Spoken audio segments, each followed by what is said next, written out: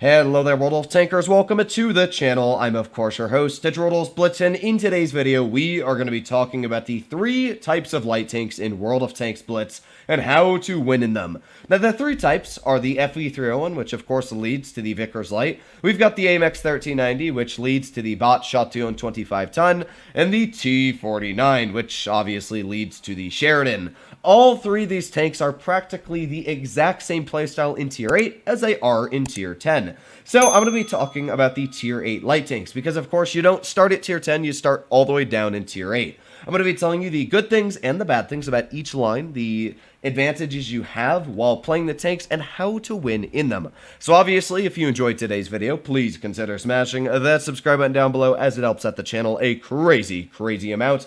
But we're going to start off with the easiest of the bunch, in my opinion, the FE301, which of course leads to the Vickers. Now, the FE301 is quite easy because I find it's just great at everything. It's got super high DPM, very high for a light tank, and it's more than like most mediums in Tier 8.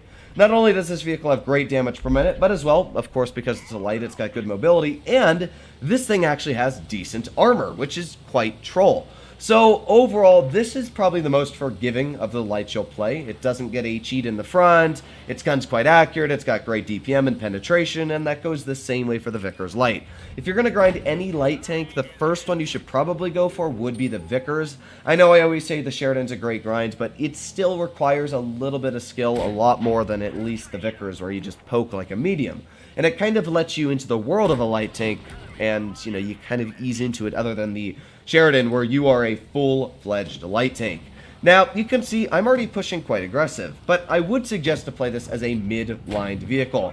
The reason I'm pushing so aggressive here is because I know that the enemy team, they're going to start to rip into our team pretty quickly. Now, that Emil being as inaccurate as it is actually got a pretty nice snap into our tank here, but you'll notice I'm like, yeah, team, where are you? Well, they are here. It's just that the enemy team's pushing quite aggressive, and I'm not the one that wants to bleed my hit points. As a light tank, you always want to conserve your HP, because obviously you don't have much of it. A vehicle like the Action 10 in front of me's got 1900 hit points. Even the Predator, a Tier 7 heavy, has got about 300 more than me. So you never want to bleed your hit points. You want to stay about midline with this type of tank in particular. And you can see when you're midline and vehicles like the Chrysler and the Emil are shooting at your teammates here, this is where the light tank farm begins. I've already ripped about 2,000 hit points out of the enemy team, and I'm not stopping anytime soon. You can see easily snapping a shell right into the lower plate of that Chrysler K. My Action 10 still holding on strong here, loading HE into that SPIC, and with that we're at 2,600 damage. Again, another nice tap into the Progetto, 2,800 damage now. Like, it's super duper easy to roll out damage in the FE, and you can see just how many shells we've ripped into the lower plate of that poor Chrysler K, and well, yeah, he's not going to be surviving anymore. There's another HE to the rear of the SPIC. Some low rolls on the HE though, isn't it? But nonetheless, we're sitting at 3,377 damage. And now we're at 3,600. And this is just the perfect example to talk about how to run the FE301. You can see I stayed midline about the whole game. But then, after I noticed that our team was winning, I easily pushed aggressive. And that is a perfect example.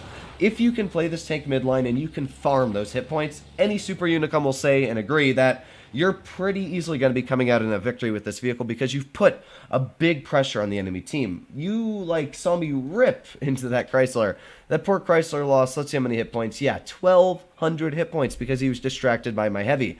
We were able to get 600 off of the Emil 1951, 600 off the Progetto, 400 off you. Like, you can clearly see I was able to rip into their team, and because of that, that is a really easy way to get a huge amount of damage out in your light, and as well help the team win the game. Now, this is the AMX 1390, and this is probably the trickiest of the bunches to play. Now, the reason for that being is because this one does not rely on RNG. The T49 is more of a hit or miss, and that's literally because it either hits or misses its shell, which I'll be breaking into. This tank, it's actually decently accurate, especially after they buffed it. And with that, you have to be very careful and as well be very observant into the way you play this vehicle. This tank has practically no armor. It is very small and it has the best camouflage out of the bunch, but with that, you got no armor, and people love to target this tank. In fact, you're going to see just how easy it is to target it in this game in particular. I always pick certain games over others. Again, even though I didn't, do spectacular in this game, you're going to see how it's manipulated into playing a good game, even if there are people trying to YOLO rush you. Usually, though, the good thing about people YOLO rushing you is they're not the best at the game. Now, if I pause the game already, you'll notice that I've stopped staying where the WZ-111-14 is, the Panzer 70, probably the RHM and the Waffle. I'm going to be going over towards this Leopard PTA. I noticed that my E75 was over here, and I also noticed right at the beginning that that VK45 was coming over to the side. Now, I kind of pictured that I had a much better scenario on winning this side of the map with the E75 than I would winning the other side of the map. So that's exactly what I'm going to try and do. There's one shell into the Leopard. There's two shells. I kind of expected to get that third out, but we're going to get it out on that VK anyway. So with that, we're at 656 damage in just about 6 seconds. That is where this tank is great. The ability to clip a huge chunk of damage, the same amount of damage as a 150mm, is pretty dang deadly. You can see, though, that I don't want to blow my hit points. Again, you don't have that many in a light tank, and that was actually a pretty nice shot from the Leopard. I knew to set the first shot he fired was heat, so I kind of expected him just to be bad at the game, but no, he actually penned it, so kind of bad on me. But here we go. This is where the people just want to get the aim. Actually, you can see here, I'm already at 300 hit points. That is how quickly your hit points can drain in this vehicle. And with that, I can, yes, take a shot from this VK statistically. You know, if he high rolls me, I'll die. But the way I'm playing it here is I'm making sure I'm using my tiny silhouette, juking his shot out of him. And with that, there's another 600 hit points dumped right off that VK45. We're now sitting at 1,500 hit points. Now, I don't want to waste my one shell on this guy, especially when I've got a whole clip. So what I'm going to do is I'm going to head straight over towards this Leopard. I want to finish off the Leopard. It's a tier 9 medium. It's the only tank that can chase me down. The main thing you want to do in a light tank is clear other mobilities. That is one of the most important things, because obviously a light tank, as I've said many times, you have better camouflage and you outspot most mediums. So what that means is that when you're outspotting mediums, you want to kill them, though, because when you shoot, they're the only thing that's going to be able to keep up with you. Where, you know, a vehicle like the RHM, that guy's not going to do much to keep up with me. A vehicle like that VK45, I could have easily left there, came back later in the game and killed him. You can't do that with mediums because they will chase you down. So that is one thing to keep in mind, is always prioritize killing mediums in your light tanks. That is probably the most important thing I will always do, especially in like my 1390, is I'm going to go straight for the mediums over, you know, a vehicle like the VK45 every day of the week. But of course, at the end of this game here, our team won heavy side, which is good.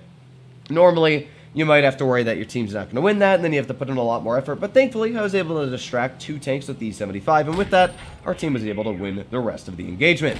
There you go, 2 shots into the Waffle, and we were able to do 2,523 hit points of damage. Again, nothing spectacular, but it did show how to play the vehicle in at least certain circumstances. Now, obviously, there are games where you're up against vehicles like T49s, and again, you want to prioritize killing those vehicles. And that leads us to the T49, and, you know, talking about it, this is the ultimate light when you're in a light you want to kill. If you're ever in a T49, or you're in any light tank, target the T49. And I'm not saying that just because screw T49s.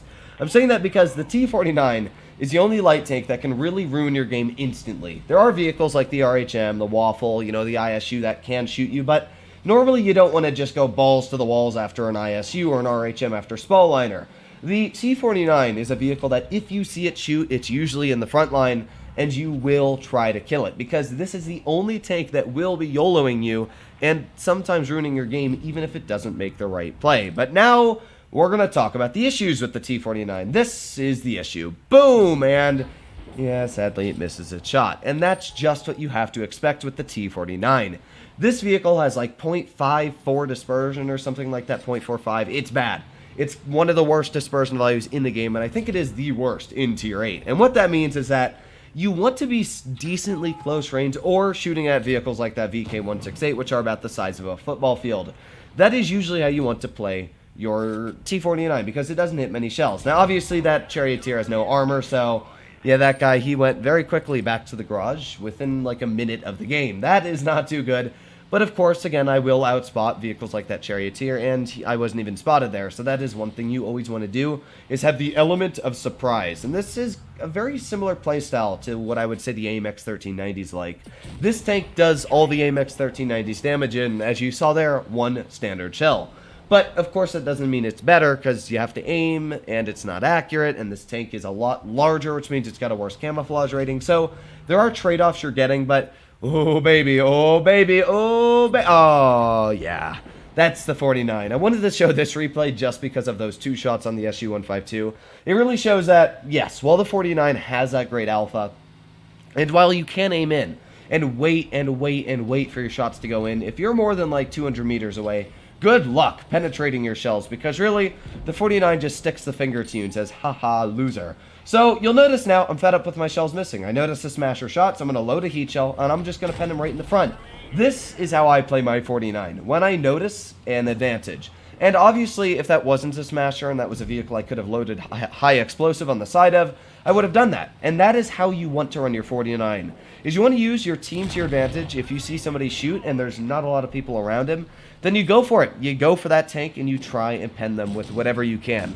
And you can see I did that right there with that smasher, got an easy heat shell, not only once but twice into his vehicle, and finished him off. And here you go, nice HE to the side of the Tiger 2. Again, nothing spectacular about this game, but it shows you how to win your battles. Now, obviously, some common sense things as well to notice is the mini-map and, you know, the opponents around you and where your team's going, but that's really something that you should be doing from the start. If you're not doing that, then yeah, you probably shouldn't be running a light. You should be going over to heavies. So this is my tiny little review on how to run the lights. There's obviously many different playstyles and a lot of things I didn't break into in today's video, but for the most part, I just wanted to talk on a basic understanding level of how the FE301 plays, how the AMX 1390 plays, and how the T49 plays. If you'd like to see specific videos on each one of these vehicles, let me know in the comments down below, at least updated videos, because I do make videos on these tanks, but they're not always the most relevant because they do get outdated as time goes on. Hopefully, all of you enjoyed today's video. If you want to see more like it, please consider smashing that subscribe button down below. But other than that, stay happy, stay healthy, and I'll be seeing you in the next one. Bye-bye.